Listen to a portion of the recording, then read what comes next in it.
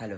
സമയം ദേ ഇപ്പോൾ 3 മണി. ഈ സമയത്ത് ഞാൻ എങ്ങോട്ടാ പോണേന്ന് വെച്ചാൽ സ്കൂളിൽ നിന്ന് ടൂർ പോവുക. പതിവുപോലെ മെജോറിറ്റി സ്കൂളുകളിൽ നിന്നും ടൂർ പോകുന്നത് എങ്ങോട്ടായിരിക്കും? ഊട്ടിക്ക് തന്നെ. പക്ഷെ എനിക്ക് പോകാണ്ടിരിക്കാൻ തോന്നുന്നില്ല. കാരണം this is the last trip with them. ഛർദിയുടെ ഒക്കെ ചെറിയൊരു കുഴപ്പമുള്ളതുകൊണ്ട് തന്നെ മരുന്ന് വെച്ചിട്ടാണ് കയറിയത്. അതുകൊണ്ട് അതിൻ്റെ സൈഡ് എഫക്റ്റ് ഉണ്ടായിരുന്നു. നല്ല ഉറക്കം ഉറങ്ങി. പിന്നെ ഉച്ചയായപ്പോഴത്തേക്കും ബസ് കൊണ്ടിറക്കിയത് ഒരു ഹോട്ടലിൻ്റെ ഫ്രണ്ടിലായിരുന്നു. അവിടുത്തെ ക്യൂ ആണ് നിങ്ങൾ ഈ കാണുന്നത്. Food കഴിക്കാനായിട്ടുള്ള Q.